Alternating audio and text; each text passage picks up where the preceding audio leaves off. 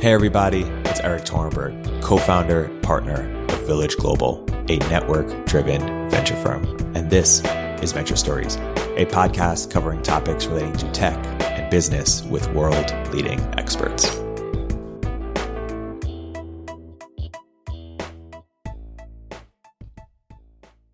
Hey everybody, welcome to another episode of Venture Stories by Village Global. I'm here today joined by two very special guests, two returning guests backed by popular demand, Greg Isenberg and Justin Murphy.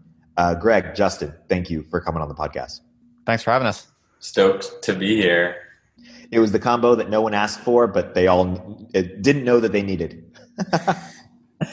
I'm excited about it. Okay, so Justin, let's start with you. You've been thinking a lot about social capital. You have this term that you've called reality entrepreneurship. And I'm curious for you, maybe just as an opener, if you could describe what is most interesting to you about that topic. And then we could talk about why you were so interested to have Greg's perspective on the podcast as well, and then he can get into his. Yeah, sure. Absolutely. So one of the biggest background facts that people, I think, need to reflect on, especially when we think about new business models and especially private membership community models, is that we really are living through a period of extraordinary cognitive chaos. I mean, there's truly been a utter collapse of centralized, aggregated sense-making abilities. And all you need to do is look at any kind of mainstream media, flip back and forth between CNN and Fox News, and it's pretty easy to intuit that the kind of social consciousness at the mainstream, centralized, aggregate level is totally off its rocker in a way it's never been in human history, probably.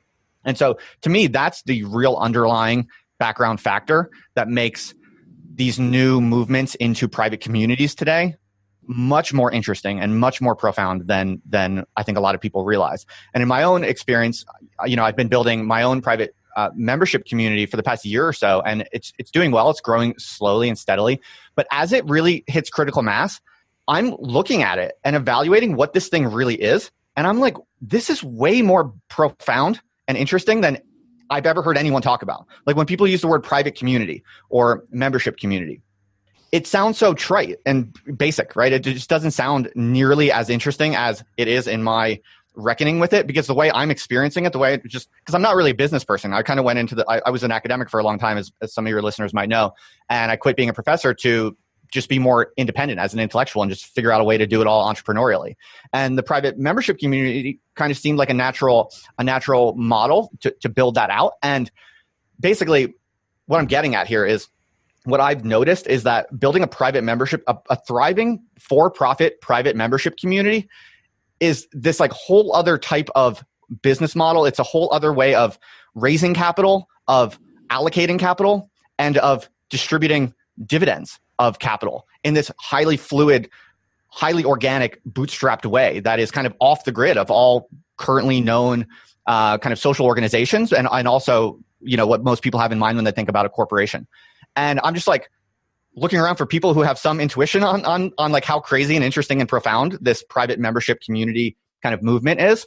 And you, Erik, and you, Greg, are two people who I've noticed seem to be paying closer attention to this than a lot of other people. So that's my interest in talking with you guys about basically what is really a private membership community and what does it really point to in the longer term? Because from where I'm sitting, it's way more profound than people realize. It's way more exciting and potentially significant than people realize. So that's what I was hoping to talk about.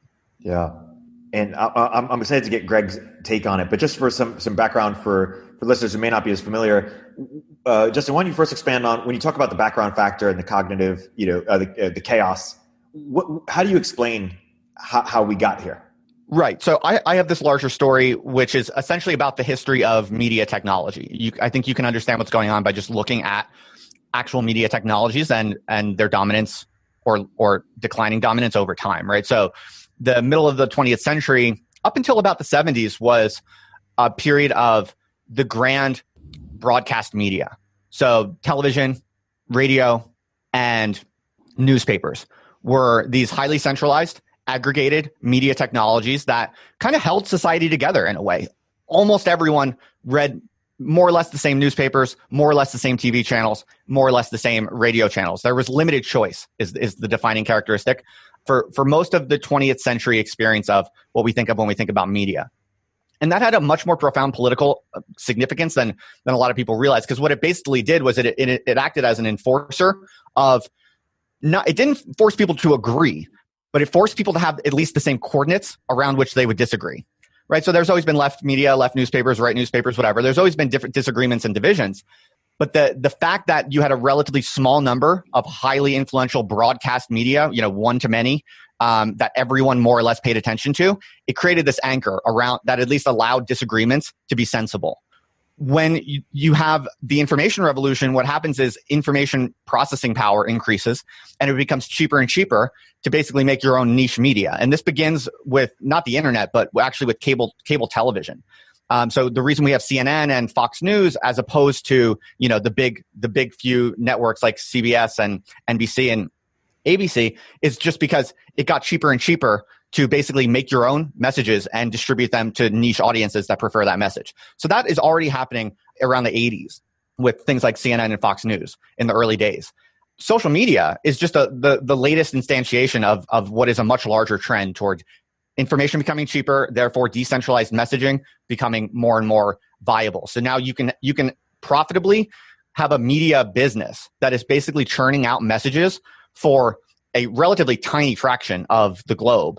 And that can still be a thriving, relatively big, successful, profitable media operation with a thriving community that anchors itself to that relatively very niche kind of broadcasting center.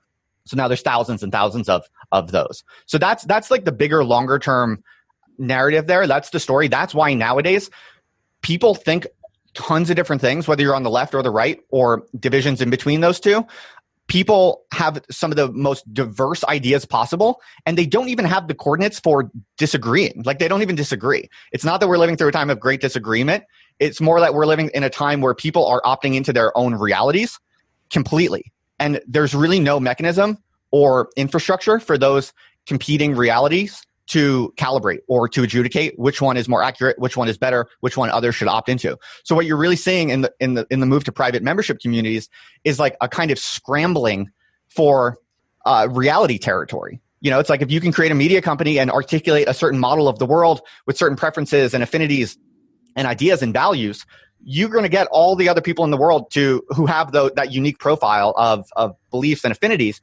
You can potentially get all of those within your model of reality, but that model of reality can be totally bonkers, right? It could be QAnon. It could be completely detached from what's real, and we as a society don't have the mechanisms for actually reining that in.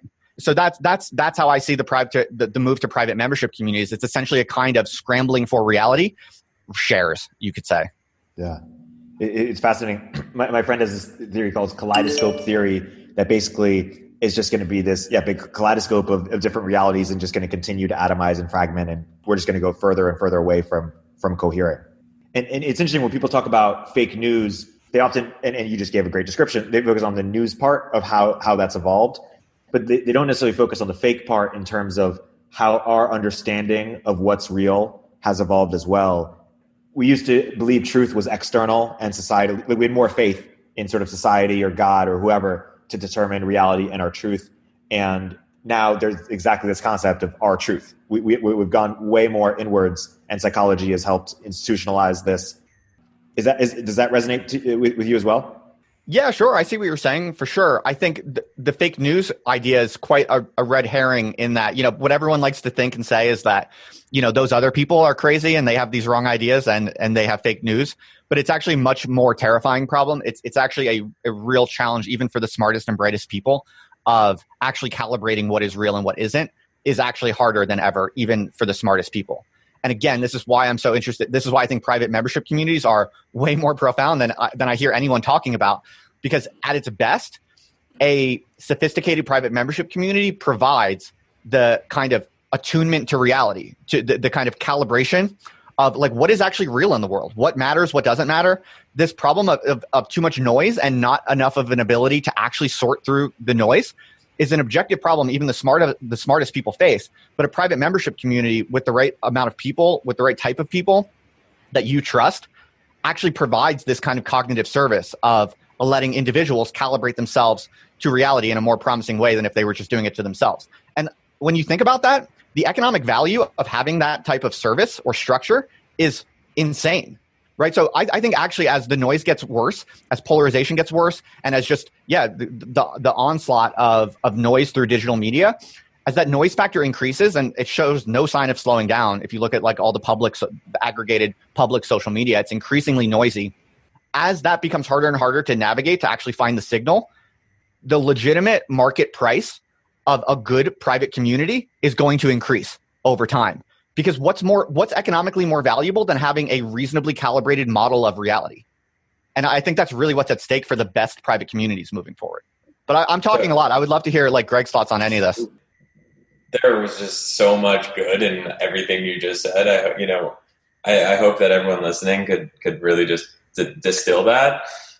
I come at it from this sort of same but different. I feel like you come at it from like an academic dissecting, here's where the world is going, and I come at it from a very, I'm a college dropout, but I love social dynamics. To me, the most interesting thing that's happening right now, first of all, I agree with everything you're saying, and you put it very eloquently. Okay, the first thing I want to say is that private membership communities are the new church, like, period. I know there's a lot of buzz about community. I know there's a lot of people going into this space. I know that there's the community could be defined in a million ways. Is it things like On Deck? Is it things like, Jack Butcher's visualized value community? Like there's a spectrum of it. But I think one of the most interesting things for me in this whole private membership movement, because it is a movement, is people are searching for meaning. And there's this narrative that like, oh yeah, like people are joining these communities because they want to learn this or they want to do this. This morning I got off the phone with someone who has a course community, private community around entrepreneurs, and he's doing like $75,000 a month in revenue to his membership. And he said something that was really interesting to me, which is that he was like, people join this entrepreneurship community. They pay me like whatever, $50, $100 a month. And they don't even want to be entrepreneurs. They have no intention to be entrepreneurs at all. And this is like, he's like, the majority of people do not want to be entrepreneurs. And I thought that was super fascinating. And I'm thinking about it. I'm like, so why are people joining? Why are people joining, spending a lot of money, $50 to $100 a month? That's more than your cable TV bundle or whatever, to join something just to hang out with people. And that to me is a really, really interesting point. And it's, where have we gotten in society that we are searching for these private memberships? So I'll stop there and just see if you agree with me or disagree with me on that. Yeah, totally. That resonates for sure. I mean, I think what I'm most interested in about your perspective is that you definitely have your hands in more communities and ventures than I do, for sure. So I'm very curious to know from your perspective, when you look at the communities that you either have a hand in or that you're just observing, do you have a sense of what distinguishes the private membership communities that are most successful, that are most impactful, that really take off, from those that maybe just fizzle out or don't really work out? Like what do you think is the key distinguishing factor? So I actually tweeted this morning because I was thinking about this, and I was like, the most successful communities have 4 things in common.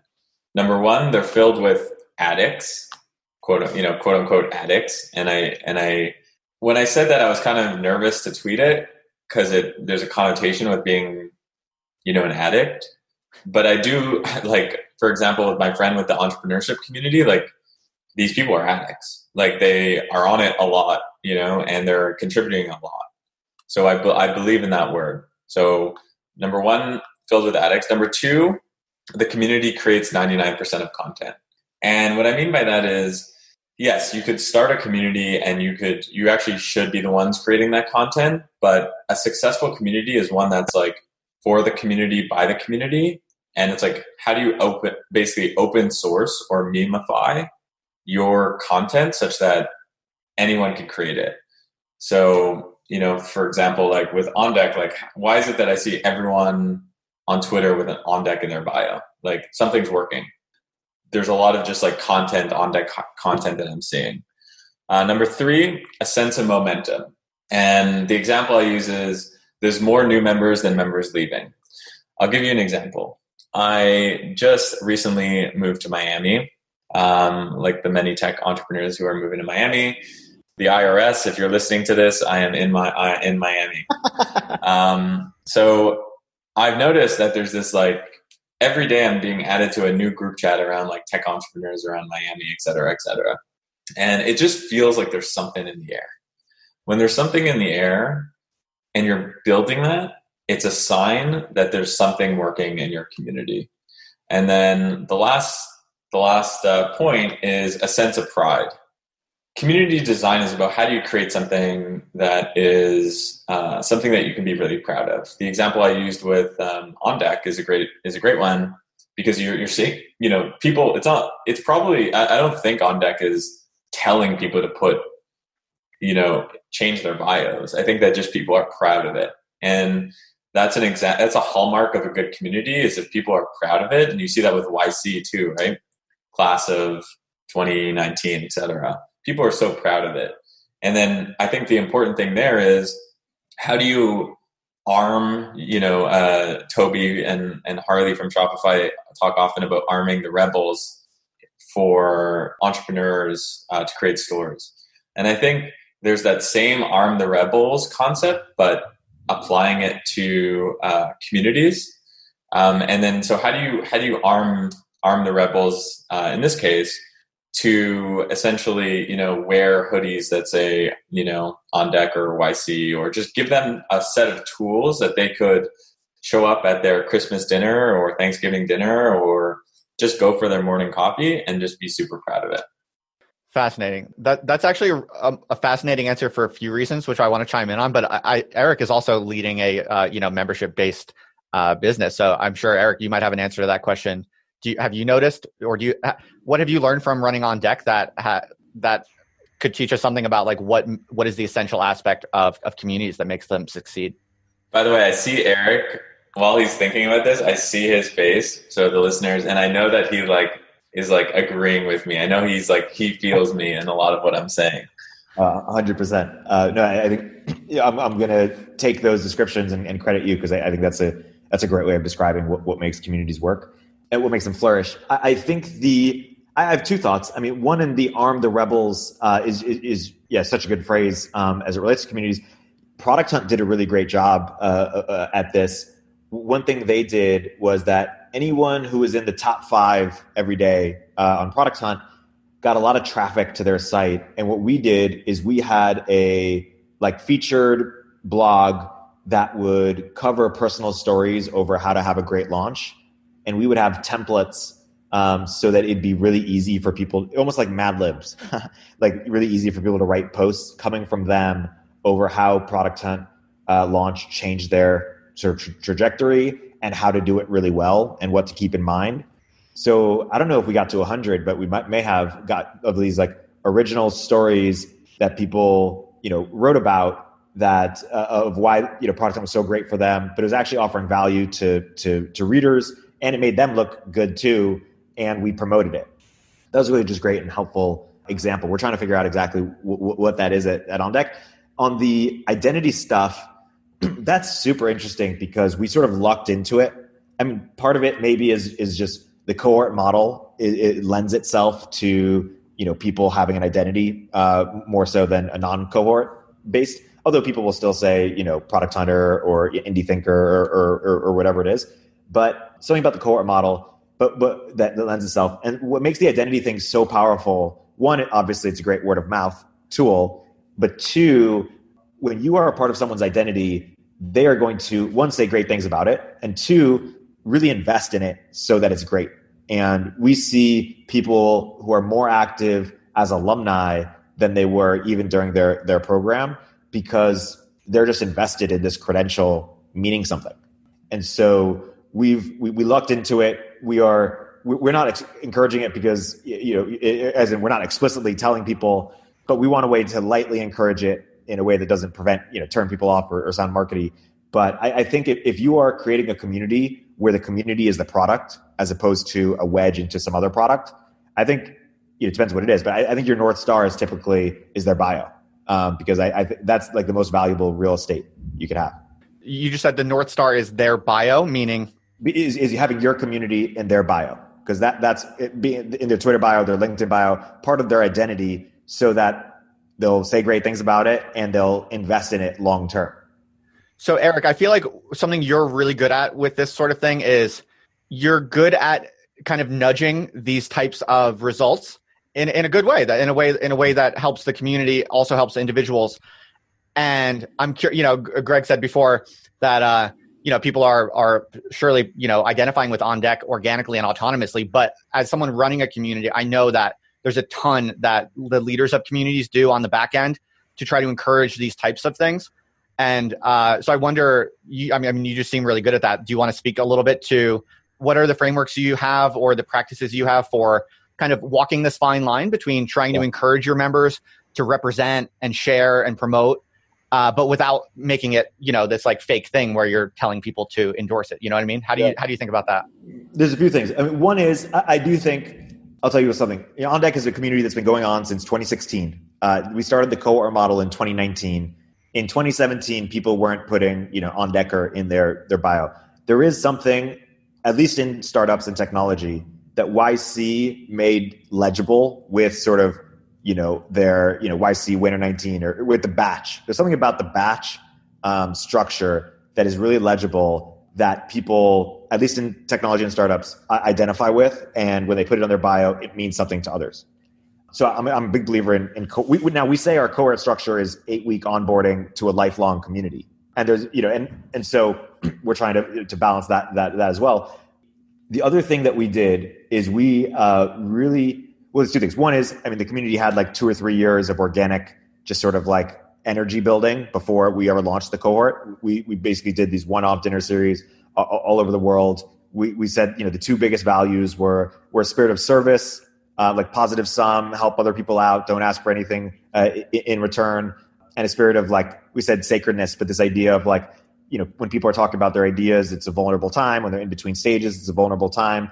And so these are really positive sum, uplifting values such that when people started to post it on Twitter, other people in the community would celebrate them for doing it, because that celebration had been a core value like for 2 or 3 years built into the community. The other thing we did is we tell this to all our cohorts. At some point, it'll no longer be true, but we tell them that they are on the ground floor of On Deck. And so, when you look at the ground floor of YC, the earliest cohorts, it's, at least in technology, it's a legendary story. It's a Sam Altman, it's Alexis Ohanian, it's Justin Kahn. It's these legendary companies that not just went on to be successful with each other, but inspired a whole new generation of entrepreneurs. And so, and not just net acceleration, but net creation. And so we tell people that, hey, we want you to be really successful with each other, inspire the next generation. And, when we're doing On Deck 50, come in and give talks and be sort of they can sort of see themselves as Alexis Ohanian and Sam Altman. And so when they put themselves out there as part of On Deck, I think part of what they think is that this is also hey, I'm planting my flag. I'm in the earliest cohort. This is going to be the next big thing. And that has some social currency on it when you're, at On Deck 50, that I was in On Deck 3 or On Deck 2. Okay, that's interesting. Right. So you think actually numbering the cohorts has an outsized effect on identity and people's investment and eagerness to get in. Yeah. And then the other part is just rewarding people for when they do it. And so, we were just retweeting them, celebrating them, celebrating within the community, just like in a non-cheesy way, but just rewarding the behavior that you wish to see more of. And then the sort of flywheel took off. The last thing I'll say is, one thing we ask in every interview and we screen for is like, what are you going to contribute to the community? And are you going to be someone who is really engaged in the community? And there are a bunch of people we've turned down who they're like YC founders. They're like really talented, but they're too busy or they're too cool for school. Like On Deck is it's like, I'm trying to think of, it's like the kids in, in college, it's like random acts of kindness, these communities. Like On Deck is a little bit like we screen for like people who are kind of like cheerleaders, who are kind of like hype men. And they're, some people might be like, oh, it's too much talk or whatever. But like, if you're too cool for school or whatever, and you're not going to engage, we're probably not going to, take you. and that you don't need to be the biggest extrovert or whatever. So we have 1/3 of our community does it. So to be sure, most people don't, put it on their Twitter bio, but most people are, really engaged in the community and, would see that as a cool thing, not as a lame thing because they want to be in this exclusive nightclub or whatever. Right. Something that's kind of profound about what both of you are saying is that, because I basically kind of asked both of you, like, what's the real essential driving aspects that make a valuable community a valuable community? And you're talking about things like identity and kind of social investment, social identification, and, a sense of meaning and shared purpose. What's really interesting is that if you look at any kind of for-profit private membership community, the features that they list on the feature page are never, we are going to give you a better identity. We are going to give you a sense of meaning in your life. Those are never the things that are advertised. But that's what's kind of interesting about what you're saying. And I completely agree with both of you that these do seem to be the real underlying drivers. But no one wants to own that in a way. No one wants to say that that's actually what's being sold. But I'm actually, you're both actually making me wonder, because I think you two have as rigorous and accurate a sense of the underlying dynamics as anyone. I think, is it possible that all of the different features and benefits that people associate with their private membership community to kind of flesh out the value proposition to encourage people to like sign up and pay, are all of those features kind of like, could you actually get rid of them and everything would be just fine? Like, could your feature list be literally just, you're going to meet cool people, you're going to be a part of a brand that represents you and gives you an identity and vision and stimulation that is like more in line with what you believe. And that's all there is to it. Do you need all those other features that people try to sell? Because this is something I'm struggling with as like a very early stage community builder. As I said, my community is profitable, it's growing, and it definitely feels like it's working, it's taking off. I know that members are happy, and there's lots of really cool things emerging naturally. But I'm like hustling super hard trying to provide all these different like values and services and benefits and stuff like that. And, a provocative version of what you guys are saying is that actually you don't need any of those like services and additional things. What do you think about that? I'll let Greg go in a second, but yeah, I'm imagining a bullet point says, we will fill the gaping hole in your life. Greg, what's your take? I wish it was that easy. So what is the role of the auxiliary activities and services then? Well, here's the thing, you would think what you just outlined perfectly is exactly what you think would happen. Like, and I've tried this. I've tried like, okay, private member community, and okay, people want connection. Like going back to that entrepreneur example, it's like, okay, let's just start selling. Let's just say like, come to this entrepreneur community and, and you're going to meet like-minded people, and then you do it and then you don't convert. And I've thought a lot about it. I'm like, hey, why is this the case? And it goes back to why human beings do certain things. So the reason why people go to a bar isn't because they like drinking alcohol. The reason why people go to a golf course isn't because they might not like playing golf. The reason why people play Dungeons and Dragons isn't because they potentially love playing Dungeons and Dragons. It's because it's an excuse to do a thing. Private memberships are just an excuse to do a thing. And if you sell the excuse in a really good way, then you ultimately could get that connection and that meaning and that sense of purpose. And that's like the secret sauce to the whole thing. It's annoying, right? Because you just want to be like, hey guys, I've curated a bunch of really great people. You're going to love this. You're going to love it. But as soon as you do that, you lose. Mm-hmm. And that's one of the reasons. It's that reason, and the reason of just community building as being highly nuanced, specifically on the internet, a highly nuanced way to position it and defining the experience makes 90% of people who are going to focus on building a community-based experience like a private membership fail. They're going to fail because they are, to your point around, or to your points around all the little intricate things that, let's say, Product Hunt has done or On Deck has done, which is just like tears, blood, sweat, and tears over years of time. And that's why I think that, there is this thirst for people who are interested in how the hell do I build this thing? And I know from just Twitter, like I started posting in the summer of 2020, really just about like, I've posted a little bit on Twitter about community building for the last 5 years or 6 years, but really started posting in the summer.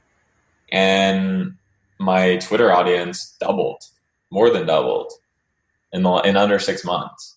And it's just because people are there's no accessible way to find out how to do these things because it's so new. Right. The thing I would add to that, I agree with it. You can't pursue it head on for the following reason, which is that for whatever reason, people care not just what they get out of it, but also the story it says about them to join this community. And people want connections and meaning and belonging, but to admit that you don't have it is to admit some sense of loserdom or something. It doesn't say great things about you, which is sad, which is unfortunate, but it's sort of the reality. It I'm really into nonviolent communication as an example, but it's pretty poorly branded because if you're into it, it sort of implies that you're a violent person. or that's what people think. That's what people take from it. It's like, whoa, you need help. And so instead, this excuse needs to be something that makes you seem really impressive, like you were chosen for this thing, or you're the type of person who cares about X, Y, Z, and status dynamics can change. Like therapy, for example, has become, it used to be low status. Now in certain circles, it's high status. It shows that you really, care about yourself. And so ways to increase status also include like who else is involved. Like what does this thing say about me based on what types of connotations we have with the people who are involved or the activities and purpose that it'll be doing, because they need to tell themselves and signal to other people that they are more impressive as a result of joining this community than less impressive. Yeah, right. Could not agree more. Great example of that, like analog example of that is restaurants and going to restaurants. Like if you think about it, restaurants all do the same thing. They give you a space to eat and food. Like the utility is space and food.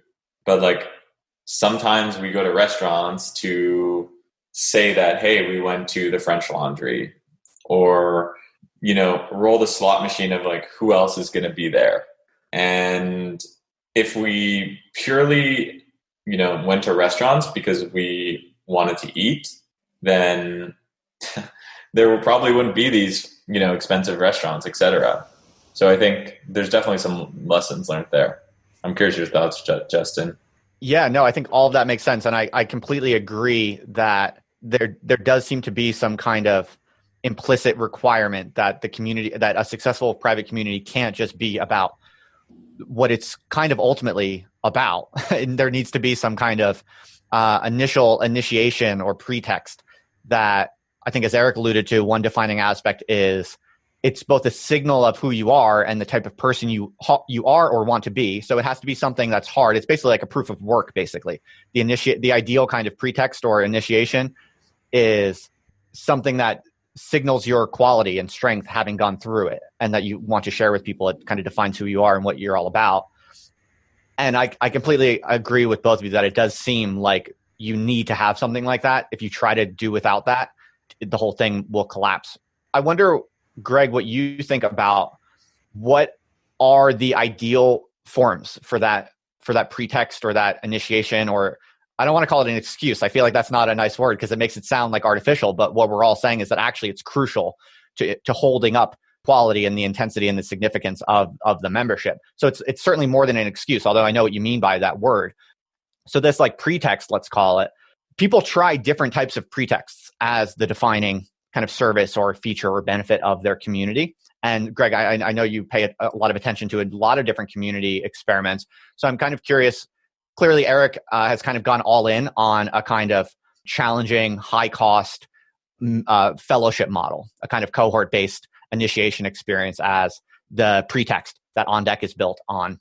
But Greg, I'm sure you've seen people do totally different types of things for this, right? So one example that's different than On Deck would be like MakerPad, which is an organization I've studied pretty closely and inspired indie thinkers in large part. And their main offering is exclusive content, essentially tutorial content.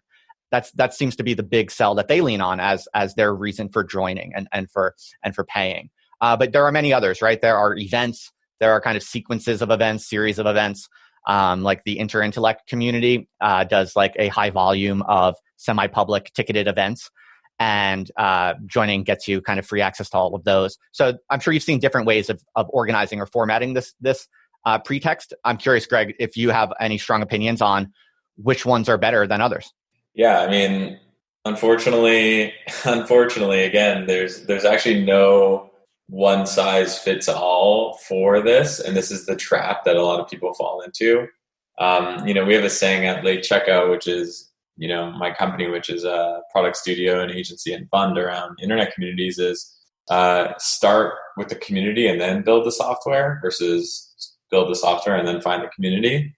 And what might be really attractive to the no code community for MakerPad might be completely different than, the on deck podcasting vertical, and I think what the secret sauce for Pretext is to really understand who these people are and what drives them, and then create a vertical experience for them.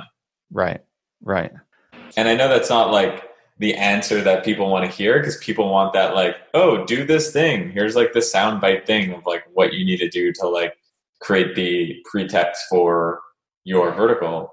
But I actually think that, like, if I'm starting something and I want to build something for, moms in New York or moms in Brooklyn, then I need to spend time in that community, try to understand what are the things that drive them and what are they not getting on existing platforms, and what are their motivations and what are their incentives, and then how can I create a format that is going to be very exciting for them and that also drives word of mouth and retention. Right. But something you did say before is that you do seem to think that user generated content is key. Yeah, because I think, you don't want to be in a situation where you're pushing. I think that ultimately the greatest communities are pull other people in and pull, it's just they're a gravity force. Communities are gravity. And I think that if you do it yourselves, it's also just like, you don't have that. If it's always coming from the community leaders and it's like push, it doesn't have that same gravitas. Totally. I can relate to that. As someone who's in the early stages of this, I'm definitely pushing too much, and I'm like trying to do a ton of stuff myself. And yeah, I mean that alone is a really good insight. That's not obvious because think about it as like a party, right? It's like a community is a party with the right music and the right people and the right food and all that. And you just telling people to go dance at 9 p.m. and telling people to go eat at 10 p.m. is like this like weird, awkward thing, right? It's like a good party you don't have to tell anyone to do anything. They just go and do the thing that you want them to do. Love it. Yeah, that makes total sense. And it's precisely kind of what I'm not there yet. And so what you're saying makes total sense. It's exactly what I'm not really doing well enough yet. So thank you for the free consulting. I really appreciate that. It's interesting. So I'll be curious, Greg, to learn more about your friend's entrepreneurship community later. What if we just started as an entrepreneurship community? I'm not sure, we would have been able to do it. I think what helped us at On Deck is we were serving a group of people at a stage that was underserved. When people are looking for their next job and they can't tell people at their company and they're looking for potential co-founders, there was kind of not much there. And so that helped give us tailwinds. And so another question I'd ask in addition to is basically, where are the moms in Brooklyn? Like, what are common problems or a common stage in which they are underserved? I think, step one when you're working on a community-based project is to brainstorm who's the most underserved. Like, that's step one. Unless you have a platform. If you have a platform and an audience, then you can do whatever you want. But if you don't, then it's about who's underserved and how do you create something that is interesting for that community. But Greg, even if you have an audience or a platform, don't you still have to have a strong thesis about who your audience is essentially and what they want essentially, even beyond the kind of basic demographic data you can get? Like you do need to have a kind of theory of that, and it's not always obvious, right? It's not obvious. However, it is a lot easier if you have a big audience because you have more room to mess up. You can just screw up more. Having a big audience is like a startup with like 36 months runway versus like when you're starting from scratch, you have like 6 months runway and it's bootstrapped, it's your own money versus venture capital. That's like the way I would think about it. I'm curious to ask both of you how you think about social capital. Well, social capital is like combination of trust, loyalty, affinity. How do you define it? And then two, in the context of like individuals versus institutions, because I've sort of made a decision for like On Deck to be way bigger than just me, because some people might resonate with some ideas, some people won't, and the idea of like private memberships around a person versus private memberships around an institution. At the same time, I realize that, decline in institutions, trust in institutions is crumbling, and trust in individuals presumably is rising. And so here's how you think about social capital and then sort of the individual versus institution dynamic. Yeah, it's a great question. I'd love to hear Greg first, because I'm feeling these things out myself, but I don't know that I have strong theories. I can share my impressions, but Greg might have a better sense based in practice and previous success. So ultimately, people resonate more with people. This is just how people are. And it's why there's cult leaders. They don't call it cult companies or cult brand. There's cult leaders. A really good way to get started is to use yourself. And if you're charismatic or you're good on the internet, or ideally both, then it's a really good way to get started. That being said, I think that if you want to scale, having a brand is better, because you can then, expand into different verticals. And so, for example, let's say you're starting with, let's use that entrepreneurship example. Like maybe he's starting with bootstrap entrepreneurs, and then he can move to like no-code entrepreneurs, and then he can move to VC entrepreneurs, and then he can go and recruit the most charismatic people in those categories. So that's my thoughts there.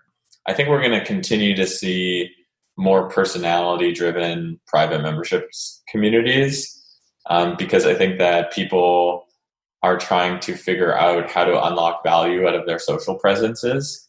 And I think that people are going to see, like, for example, the Jack Butchers of the world who are killing it with visualized value, or the Dave Perels who are killing it. And they're just going to be like, well, I have a similar size audience. I could do that. And you're just, I think it's just early days. So those are my thoughts. Right. So I can share some interesting data points here, in that I'm kind of navigating this myself right now at the moment. So though I don't have strong convictions, I do have some interesting things to share here. One, because I started basically with a personal audience. I have a not massive, but non-trivial audience of people that are just interested in my ideas and my work and my kind of story. And so I did the whole Patreon thing, did some digital products, and had some success with that. But it was immediately apparent to me that I'm able to create way more value and do bigger and better things. And it's like Erik was saying before, I need to think about how to make this less about me. And so that's why I created Indie Thinkers as a separate brand for my own personal intellectual work, because I didn't want it to be about me. I didn't want a cult. I don't want to, be rallying my fans into these like business propositions. I want to do my own work. And if I have fans, that's great. I'm grateful for that. And I want that audience to keep increasing. But then I want an actual value proposition that stands on its own merits. That's not just like me trafficking in my image or fandom or whatever. But what's something that's really interesting that I've observed is it's really hard to do, because even in creating a separate brand, not putting my name on it hardly at all, and really making it about something bigger and better, almost all the people who come in because they know me and they know my work, and they're kind of interested in something about me. Maybe they're not like fans of me per se. They wouldn't necessarily identify as that, but they're interested in Indie Thinkers because they know something about me and they like that thing about me, or they identify with that thing about me. And it's a problem. It's a really interesting challenge, and it's interesting because what do I do about that? I don't know. I'm constantly vacillating. Like, should I lean into the personality and just kind of own that? And some mornings I wake up and I'm like, maybe I should just merge Indie Thinkers back into the personal brand and make it like this big Justin Murphy empire. Sometimes I wonder if that's the right move. And I'm actually like putting an artificial brake on myself by managing these like two different brands. Is that a waste of time? Should I be scaling full speed ahead the Justin Murphy empire and actually lean into the whole cult thing? Because that works, right? Like look at like Rome Research, right? They lean into it, and it's bold. It's a bold move to lean into that, and I could totally do it. But then I'm like, no, I have the same instinct that Erik has of like trying to make it bigger than me, better than me, and beyond me. It's interesting because even when you try to do that, you find that it's more personality driven than you might think. And I don't have a solution to that, but I've noticed that. If I were you, unsolicited feedback, so please, from Greg. If I were you, I would apply the Mark Zuckerberg production strategy, which is it's like Facebook, but at the bottom it's a Mark Zuckerberg production in the footer, or it's the rite of passage presented by Dave Perel, or it's visualized value, presented by Jack Butcher. And I think you have an audience. I just checked your Twitter. You have like 18,000+ people. Go follow Justin Murphy. And, that's all. People trust you. You probably have hundreds of, I know it's weird to say, but like you probably have fans, like legitimate fans. And it's like, that's where you got to start. I'm not a super religious person or whatever, but the apostles or, what's the initial audience? Like that needs to be like from you. That needs to be from you. And I think you got to lean into that. And then over time, you just kind of like slowly step back. Okay. So you do think though, in the long run, you are aiming for separate entities that stand on their own merits. Correct. Right. I agree. So that basically maps onto what I'm kind of experiencing and doing organically. I mean, a larger thesis here that might be more interesting. I don't want to make this about myself. I didn't intend to do that. Is I think one of the underlying value propositions that is a little bit less talked about, perhaps because it's somewhat taboo, like you were talking about before. Like a lot of people ultimately are buying into a membership community for, to improve their sense of identity, their sense of belonging, the meaning of their life. But people don't really want to talk about that. I think another example of that is people are essentially buying into shares of social capital in a way that I think people often don't want to be honest about or don't want to talk about. But I think if you actually are honest about it, and the communities of the future might be the ones that see this more clearly and radically than others and are willing to actually take it seriously. And so what I mean by this is, like, to use On Deck as an example, I think I suspect a large number of the people who join On Deck, it's in part conscious, it's semi-conscious, it's semi-unconscious. The actual purchase decision is like, Erik Torenberg has a lot of powerful friends. I don't have many powerful friends. I want powerful friends. Having powerful friends is economically valuable pretty directly. So I'm just going to pay Erik Torenberg to get access, to get basically an equity share in Erik's powerful friends. And I think, to me, this is like one of the real driving kind of psychological mechanisms or value propositions that make thriving, serious communities work. But it's one of those things that people don't want to talk about. Do you agree with that, or do you disagree with that, you guys? I'll just say really quick. I think it has certainly transcended me and more just about the On Deck network. And I think maybe some similar to thing where people think, hey, if not as powerful, of course, they've been going for a long time, but people think if they get the YC stamp or whatever, that will put them in a more elite club. And it's tied to Paul Graham, it's tied to Sam Altman, it's tied to this broader. I think there is an element of that for sure. It makes me wonder, what would it look like to even be more explicit around it? I know you've been exploring the token space, but yeah. So I also want to say one thing. I'm not done with you, Justin. So please. When I go to indiethinkers.org, that's your website, correct? Yeah, that's right. It's still like private beta. It's very bare bones. When I get there, and I believe that if you sign up to indiethinkers.org, you're going to get a bundle of value. I believe in that after just speaking to you for an hour.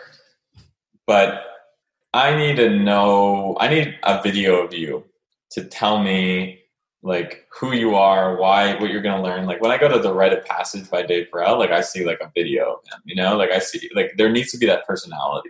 And I think if I were you, I'd lean into that more. Okay. Thanks for the advice. I appreciate it. Yeah, no, it's early days, and I'm definitely thinking hard with an open mind about these are the nuances, right? These are the community building nuances with Erik Torenberg and Justin Murphy and Greg Isenberg. It's awesome, dude. Thank you. Perfect place to wrap. Greg, Justin, thanks so much for coming on the podcast. Check out Greg on Twitter, Justin on Twitter. Check out Indie Thinkers On Deck. Guys, it's been a pleasure. Thanks, Erik. Thanks so Greg. much.